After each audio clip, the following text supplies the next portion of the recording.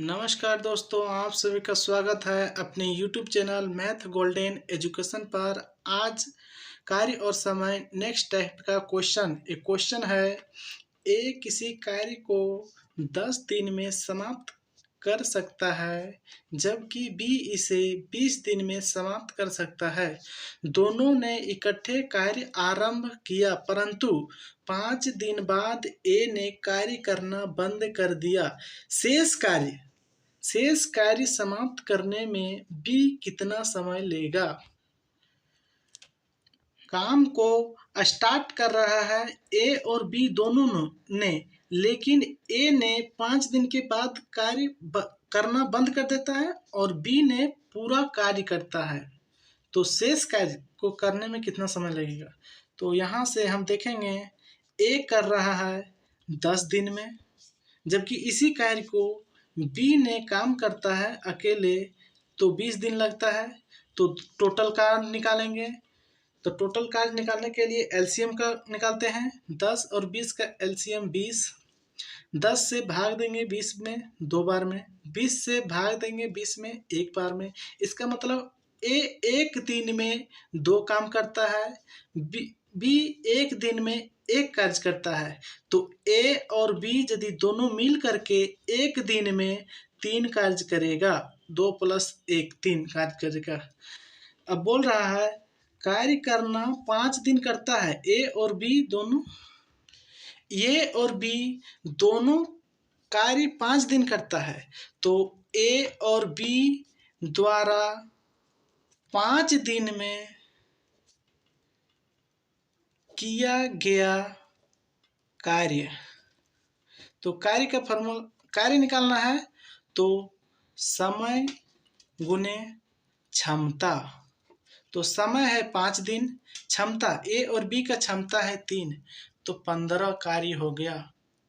15 कार्य हो चुका है ए और बी के द्वारा 5 दिन में। अब शेष कार्य निकालेंगे। तो शेष कार्य, कुल कार्य है मेरा 20 और काम हो चुका है 15, घटा देंगे तो शेष कार्य आ जाएगा 5 कार्य शेष कार्य बच गया। अब शेष कार्य समाप्त करने में बी कितना समय लेगा? बी का क्षमता है 1, बी का दिन लगेगा = टोटल कार्य, यानी कि कार्य बचा हुआ कार्य 5 है बटा क्षमता, बी का क्षमता 1 है, तो 5/1 5 दिन आंसर। इसी टाइप का नेक्स्ट क्वेश्चन है। ए अकेला किसी कार्य को 20 दिन में समाप्त कर सकता है, जबकि बी अकेला इस कार्य को 12 दिन में समाप्त कर सकता है।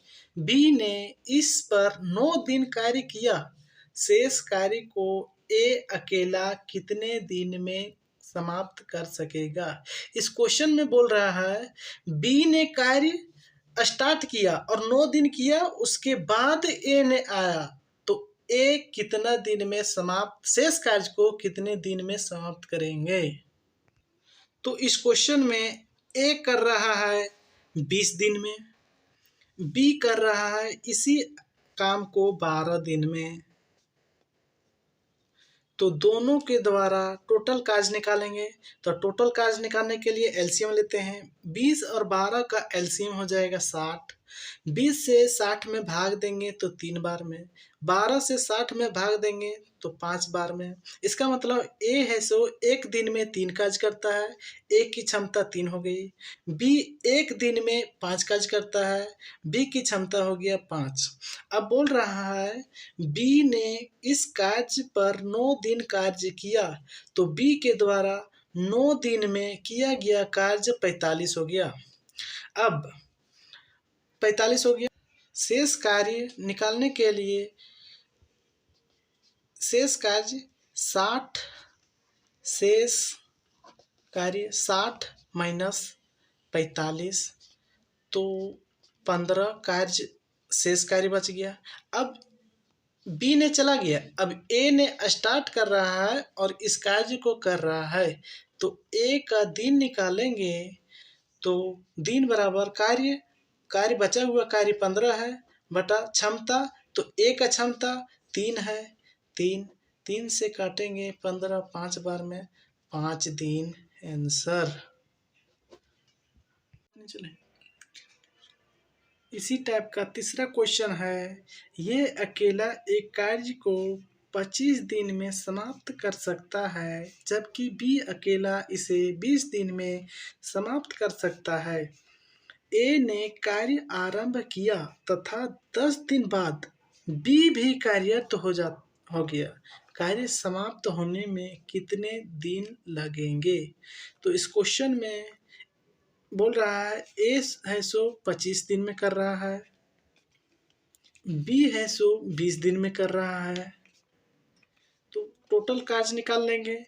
तो टोटल कार्य निकालने के लिए एलसीएम हो जाएगा 100, 25 से भाग देंगे 100 4 बार में, 20 से 100 में भाग देंगे 5 बार में। अब बोल रहा है ए ने कार्य आरंभ किया, ए कर रहा है तथा 10 दिन बाद बी आता है। तब 10 दिन पहले काम कर रहा है, तो 10 दिन में ए के द्वारा 10 दिन में किया गया कार्य 40 है। अब 10 दिन कार्य कर लिया अब ये और बी दोनों कार्य करता है, तो शेष कार्य ही दोनों करेगा, ए और बी जो भी करेगा शेष कार्य को करेगा। तो टोटल कार्य माइनस किया गया कार्य, तो शेष कार्य हो गया 60 काम, शेष कार्य 60 आ गया। अब इसी 60 काम को ए और बी दोनों ने करेगा, तो दिन निकालना है, तो दिन बराबर कार्य, तो 60 काम डिवाइड बाय क्षमता। अब ए और बी दोनों काम कर रहा है तो दोनों को क्षमता से डिवाइड देंगे, तो यहाँ 20 यहाँ 3 6.2/3 दिन। अब बोल रहा है यहाँ शेष कार्य निकालने के लिए नहीं, कार्य समाप्त होने में कितना दिन लगेंगे। तो पहले तो 10 दिन लग गया था, 10 दिन और 10 दिन लग गया था, फिर लग रहा है 6.2/3 दिन बाद में लग रहा है, तो 10 या 6 16.2/3 दिन। आंसर हो जाएगा ऑप्शन नंबर डी।